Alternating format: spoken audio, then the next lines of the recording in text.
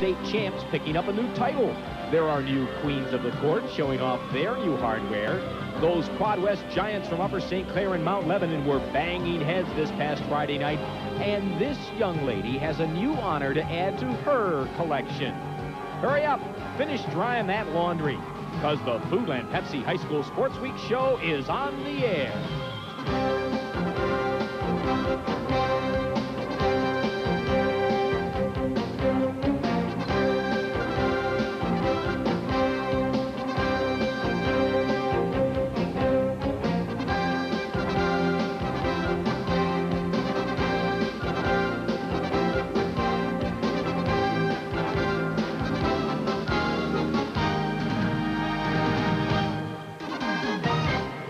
You can almost feel the electricity in the air as the playoffs and championships are underway in the fall sports schedule.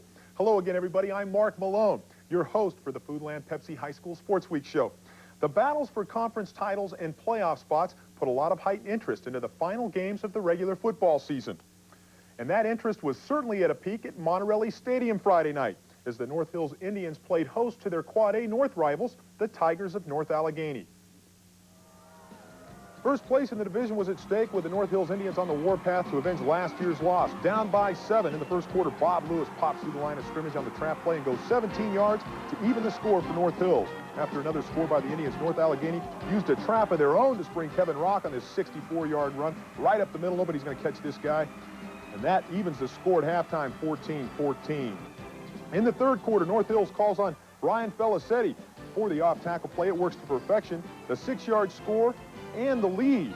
North Allegheny charged right back moments later when Randy Smith rolls out right and finds Kevin Rock on the crossing pattern. Rock blows by the would-be tacklers on his way to a 46-yard score this time.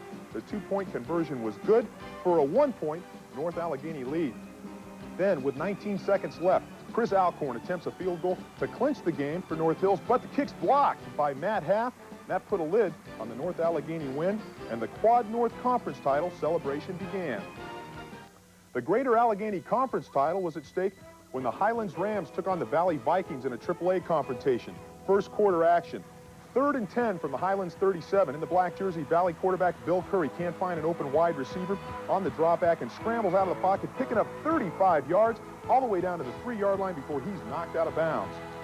2 plays later, senior tailback Jay White powers it in for the score, and Valley was up early 6-0. In the fourth quarter, Valley's defense comes up big when the big guy, Chris Martin, strips the ball away from Highlands tailback Eric Wade. The big defensive end rambles all the way down to the 4-yard line before he's dragged down, setting up another Valley touchdown. With 4:30 left in the game, Highlands put together a 69-yard drive that was capped when Eric Wade went over the top, but the night belonged to Valley with a final 14-7 and the conference title theirs to cheer about. Another AAA duel had Blackhawk at Beaver. Early in the first quarter, Brian Smith takes the screen pass from Blackhawk QB Scott Weaver, and after a couple of key blocks, he's off to the races, changing direction and high-stepping it 80 yards for the touchdown. The score was a picture of things to come for Blackhawk. Minutes later, Weaver goes to the air again, this time hitting wide receiver Kim Needballa, who breaks the tackle and slips in for the score to make it 13-0. Things went from bad to worse for Beaver when the snap goes over the head of punter Carl Springman, who then tries to kick off balance only to have it grabbed up by junior Wayne McCullough, who races it in for the 3rd Blackhawk touchdown of the first half. Blackhawk poured it on as Scott Weaver continued his passing exhibition, finding Matt Taylor in the corner of the end zone. Blackhawk, the Parkway Conference champs, go on to win easily 35-0.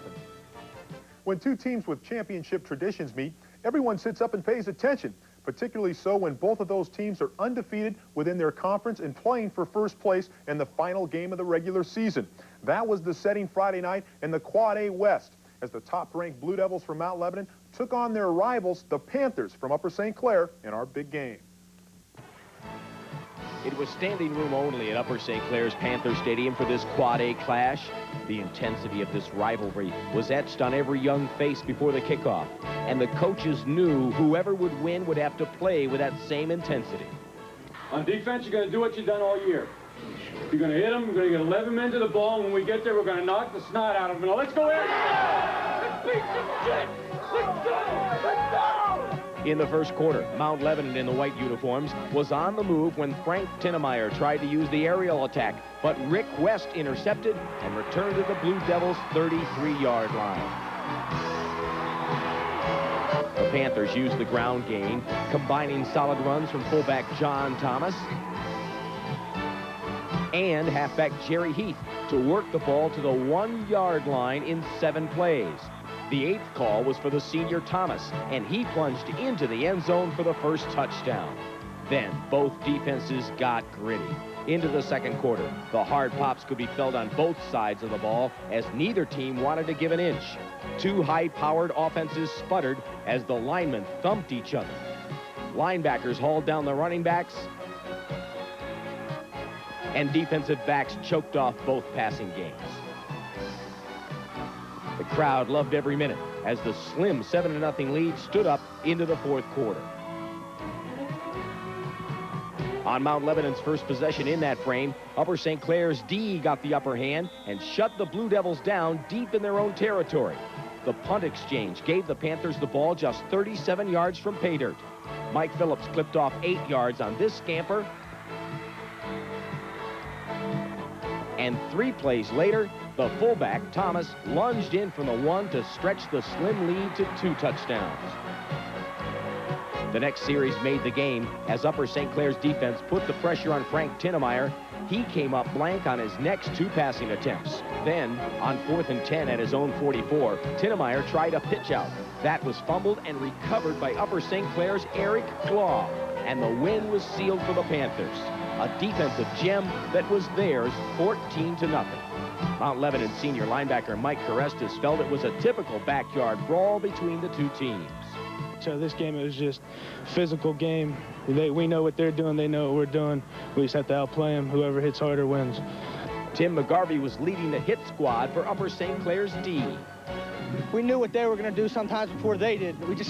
We got on the ball, we were prepared, we made the big hits, and we didn't let up the whole night. So the big key for USC in this big game was their big D. That made the difference, and it helped them win the conference championship. For the Foodland Pepsi High School Sports Week show, I'm Keith James. The touchdowns and field goals have added up to give us the teams that clinched the final playoff berths. A quick look at our Foodland Pepsi High School Sports Week scoreboard will let you know who your favorite team might be facing. In the City League, the Brashear Bullets are red hot as they head for the playoffs, winning their 4th in a row and beating Peabody 14-8. Meanwhile, the South Orioles knotted up Shenley 6-6. Bob Lambert and Wayne Turano both scored touchdowns on interception returns to help Northgate dump Avonworth in a gain a playoff berth. Carmichael's wrapped up 3rd place in the Tri-County South, beating Avella. Jeanette grabbed the AA Allegheny Conference Championship with a last-second win over Freeport. The Washington Prixies claimed a postseason spot as they topped Burgettstown. In AAA competition, Jim Patterson scored 4 TDs as Greensburg-Salem blanked Mount Pleasant to wrap up 2nd place in the Keystone Conference. Keystone Oaks gave Seton LaSalle trouble early, but the defending AAA champs won and earned a shot at a repeat title. Penn Hills put a lock on 3rd place in the Quad A East Conference when they slipped past Gateway, and Seneca Valley took the final playoff berth in a Quad A North win with their win over Ambridge 15-0. Stick around and we'll show you who the top b-ball teams are and how they won their crowns. Next on the Foodland Pepsi High School Sports Week show.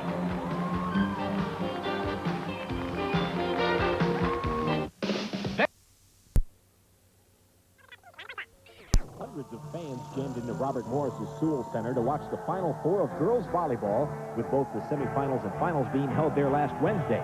The AA title was a rematch between the defending champs from Farrell and the state champs of Elderton.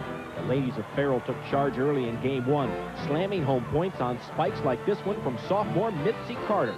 They wrapped up the first game 15-13, but then the Elderton Bulldogs growled to life. Strong service from Stacy Wofford helped open up an early lead, and they went on to win Game 2, 15-13. The turnaround was complete as Elderton blitzed through Game 3 and blasted to a 15-2 final. The come-from-behind effort locked up their first WPIAL title since 1988. We just kept telling them to no letdowns and, just to keep working hard, and that's about all we did. And we kept saying to ourselves we wanted to win the gold, so we did. The idea of a AAA three-peat for the ball Baldwin girls helped spark them in their final against Norwin. In the dark blue, the Lady Knights of Norwin kept it close in the first game with solid service from Nicole St. Antoine. But the net play of Baldwin made the difference in the 15-10 score. Game 2 belonged to Baldwin all the way as they punched home points and made key plays up front with Lori Frisco, Colleen Bowen, and Abby Slavana. The final was 15-5 and gave the Lady Highlanders their 3rd volleyball championship in a row. It just makes us want to work harder every day in practice because we have something to work for, and we can just, like, we see what the results are when you work hard, so it just makes it more real to us every year. The young ladies from Baldwin, Elderton, Norwin, and Farrell, along with the 3rd-place team in AAA, the North Allegheny Tigers, will all take part in the PIAA State Championships. That tournament is this Friday and Saturday at Robert Morris College. The regular football season is history, and the records on hand give us our top teams from the region and across the state. Once again, our thanks to the Pittsburgh Post-Gazette for helping us compile those numbers.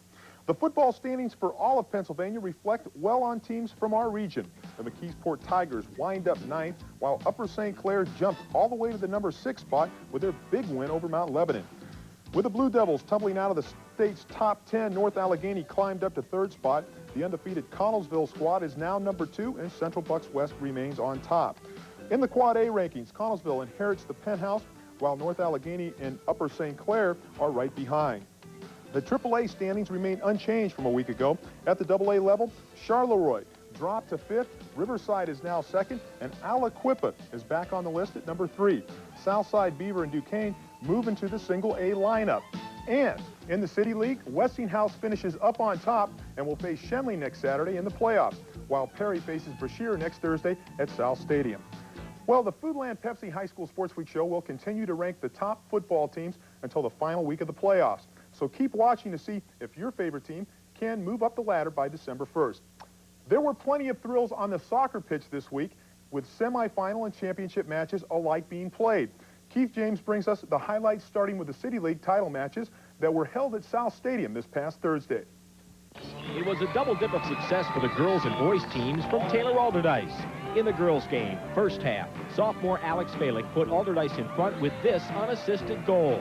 It became a 2-1 game in the 3rd quarter when Lisa Polanski found the net on the first of her 2 goals. Sue Seagard gave Carrick a ray of hope in the 4th quarter with her score, but Polanski iced the final 3-1 with her 2nd tally, and the Lady Dragons celebrated their 3rd city title in the past 4 years. It's the best. I mean, I remember winning 2 years ago, but I don't remember being anything like this. It's just the best feeling ever. The Alderdice boys cruised into their championship match undefeated in City League play, but the Peabody soccer lads had other ideas. Alderdice drew first blood when Alan Vax fed the ball to Scott Walker for the first goal of the game. Bob Foley made it a 2-0 first quarter lead for Alderdice on this play, and that's how the score stood at the half. Out of the locker room, Peabody showed energy, and when Joe Mazza's pass found Andy Burke, it was anybody's game. That anybody turned out to be former Foodland Pepsi Athlete of the Week, Rathel Kolinkowski. Rathel rattled off the next 3 goals of the contest, a natural hat trick, and the game turned into a runaway 7-1 win, as the Alderdice boys finished with a 20-2 record. Outside of City League, we had to play a couple exhibition games. We won half of them, should have won the other 2. But we keep growing. Good team. Besides the City League, the WPIAL had lots of goals and saves this past week of its own. Keith James has a look at some of those contests and scores. The AA championship tandem was set this past Tuesday, although Quaker Valley received a major scare from Southmoreland.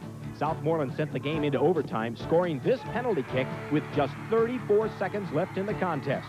Both teams played even through extra time, and in a shootout, Quaker Valley goalie Mike Veerley made the key saves. Mike stopped Southmoreland's last 2 shots so the Quakers could advance. South Park upset East Allegheny in the other semifinal 2-1 with Mark Morris knocking in the game winner.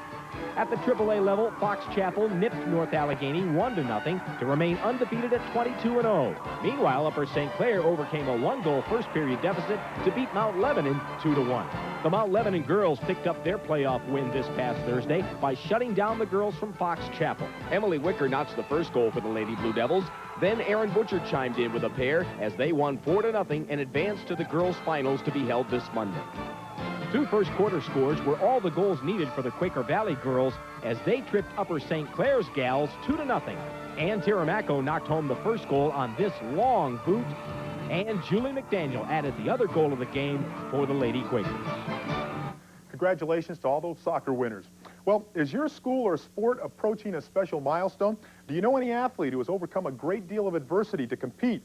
Anything unique and helpful is more than welcome on our Foodland Pepsi High School hotline.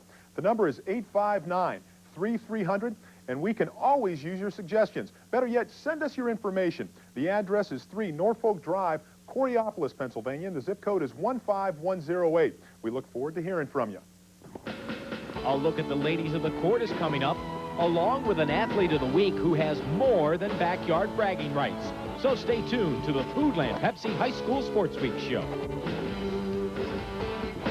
Now, high schools all over Pittsburgh are getting points for collecting Foodland register receipts and proof of purchases from Pepsi 12-packs. On December 1st, the 4 schools with the most points will split $10,000, one each from Quad A, Triple A, Double A, and Single A. So help your high school. Ask your coaches about Foodland Pepsi Battle for the Bucks or call 1-800-433-COLA.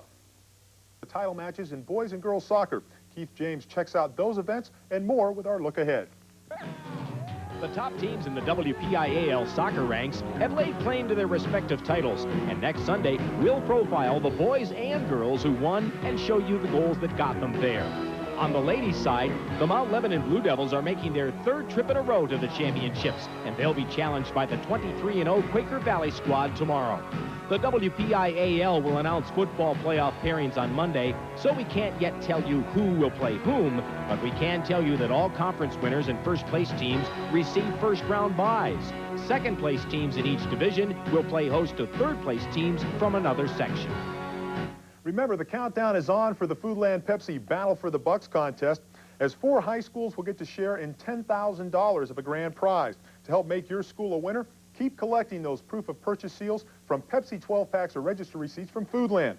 For complete entry details, just call 1-800-433-COLA. And good luck in helping your school become a winner in the Foodland Pepsi Battle for the Bucks. Well, a note of congratulations to several girls from the region who ran at the State Cross Country Championships in Hershey yesterday. Katie Tallarico of Upper St. Clair finished 3rd overall, while Liz Silvas from Hempfield finished 6th. Mount Lebanon's Wendy Riker crossed the finish line 11th, and Jill Kearns from North Hills placed 12th. Well, there's some good news and some bad news. The bad news is our show for this Sunday is at an end. The good news is we'll be back in 7 more days with another exciting edition of Foodland Pepsi High School Sports Week show. Until then, remember to always give it your best and be on the lookout for our cameras at your games. I'm Mark Malone, and thanks for being with us.